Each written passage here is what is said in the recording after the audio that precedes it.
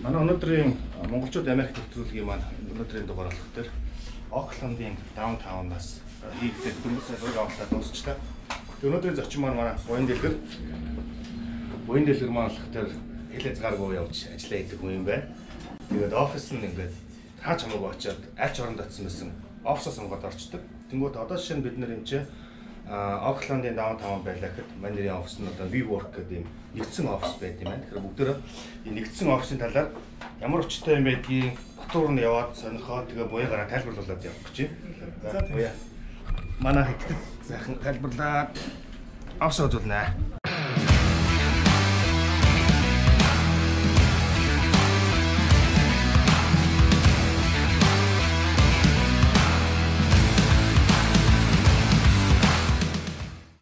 Энэ болохоор WeWork гэдэг юм олон улсын юм офисын тийм сүлжээ компани. Тэгээд дэлхийн аюул олон улсуудад байдаг бараг 100000 офистай. Тэгээд одоо эндээс чинь ингээд харагдчихсан л та. Энд ингээд юм уулзалтын нэг ганцаараа ингээд юм компаниуд нь ингээд энд ингээд байрлаж байдаг. Нэг юм одоо энэ болон гол жишээ нэг нэгээрээ байд үйл ажиллагаа өөрөө явуулдаг хүмүүс сууж гисэн үг тийм. Энэ бол ингээд юм жижигхэн компаниуд байрлаж байгаа бол тэ нэгээс 200 энэ компаниуд энд байрлаад конторлоо тэгээд хэмжээ зардалтай харьцангуй том офис авч яснаас энд хэмжээ зардалтай тэгээд энэ компаниас өндөр хурдны интернет, кофе, цай, ойр зургийн хэрэглээний бүх юмнууд одоо энэ принтер, сканер гэдэг факс гэдэг бүх юмнуудыг ингээд зохицуулаад өгчдөг.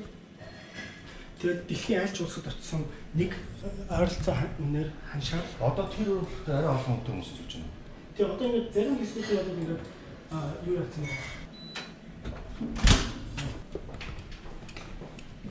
За энд болохоор ингээд хэсгээр ингээд өөнөр ингээд авцсан компани байрлаж байгаа. Тэгээд орчин буцаар явах боломж үүсгэжтэй. Одоо энэ кабинууд тавьдагсан. Энэ жижигхэн хэмжээний кабинууд тавьдагсан. Кабинууд тавьдагсан бүх залгуурууд нээж. Тэгээд интернет нас ингээд асуудал. Интернет ингээд энэ дотор асуудал гарч. Одоо нөө юм татаж авах хурд нь ойролцоо 100 мегабайтын хурдтай. Олон хүнтэй компаниуд нь том зай эзлээд ингээд түрээслээд ажиллаж авах боломжтой. Тэгээд ийм газар бол энд болохоор ингээд маш олон тийм жижиг стартапууд, жижиг байгууллагууд, бас том байгууллагууд хамтдаа ингээд байж байгаа. Одоо энэ жишээ ингээд нийтийн лобби маягийн юм. Лобби маягийн нийтийн ингээд усан цагааны байгууллага зарим хүмүүстэй ингээд ажиллаа хийсэн өдрөө хоолой хийдэг сууж байгаа шиг. Энд дээр кофе ингээд байж байгаа. Энд дээр кофе цаа ингээд өөрсдөө хоолой хийж байгаа юм. Тэгээд өөрсдөө ийгээс хөргөчөндөө юмудаа хатаад ажиллаа хийгээд байх боломжтой. Бүр хувь ч гэсэн ингээд ээлж сууж байгаа гэсэн үг шүү дээ. Тэгээд хувь хүмүүс байж болно. Өдрийн хацаанд орж байна.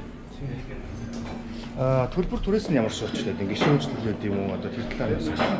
Төлбөр түрээсийн хувьд болохоор нэг ойролцоогоор 3 янз байгаа л да. Hot desk гэдэг dedicated desk, private office. Тэгээд hot desk нь болохоор нэг зөв хүсэлтийг хурж ирэл аль нэг юм нээлттэй meeting гэсэн сууж ажиллаж болно. Dedicated desk нь яг нэг ширээ гаргаж өгöd. Зөвхөн тэрэн дээрээс тэр хэсгийг өөрөө эзэмшних зүйлээ өөрийнхөө файл бичгээр дуудаад юм хадгалаад явуулах боломжтой. Private office гэдэг нь яг ингээд тусдаа өөрөө хөдөлгөөн харсан шүү дээ. Тэгээд 2-3 хоногийн төлбөр нь одоо хэдээс дөрөлдөх юм байна. Тэр hot desk нь бол 300-аас 400 доллар сарай. Тэр dedicated нь бол 700-аас 800.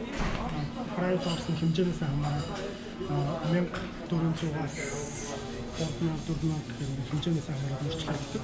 Нэг фрилансерууд хамгийн боломжтой болчихсон гэсэн үг шүү дээ. Одоо нэг ганцаараа ажиллаад энэ тэнд явж байгаа юм болонгууд өнтөө уулзалт болох юм уу эсвэл өдрөөс нь жижигхэн байранд байж эсвэл юм уу эсвэл буудалд байж байгаа бол интернетийн хурд нь тэгээд дээр нь одоо ингээд офис хэрэгтэй болох юм шууд хэмжээнээр WeWork-ийн гишүүн байж байгаа. Тийм. Энийг гишүүн болчихлоор ч ерөөсөө одоо ганц юм уу нэг юм уу хоёр юм жижиг компаниуд бол заавалчгүй нэг конторд суугаад бас үд гартай шүү дээ. Нэг өрөө дотор ингээд хоёулаа суугаад ганцаараа 3-4 суугаад байж хамаар ийм газар их юм бол тогтмол энэ үйл ажиллагаа явагддаг.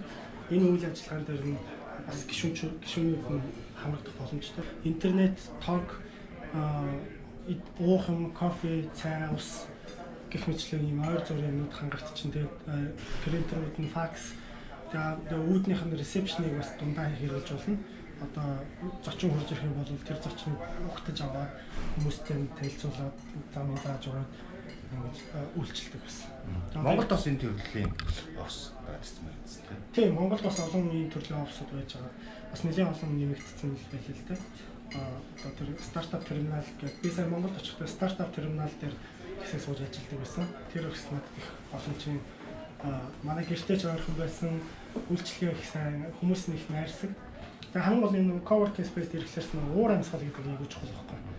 Тэгээ тухайн үед бол надад ямар ч байсан стартап терминал тэгээ залуучууд аягүй тийм найрсаг, нээлттэй аягүй тийм тусч гоё юм санагдчихсан. Өнөөдрийнхээ вилогоор ямарсан буяа буяа маань дээр монголчууд Америкт гэж бидний хийж байгаа нэвтрүүлгийн өнөөдрийн дугаарт оролцсон. Тэгэхээр яг бүтэн нэвтрүүлэг маань бол 6-7 сарын үеэс эхлээд YouTube дээр ингээд гарч эхэлнэ. Дээр нь YouTube дээр тавигдана. Тэрний өмнө юу гэхээр буяаг ингээд зөндөө олон орноороо хэлсэн. Дад ч 20-д орноор ингээд 2 жилийн шахуу аялал тамагтаа явцсан. Маш олон сонирхолтой зүйлүүд ярьсан байхгүй буяа.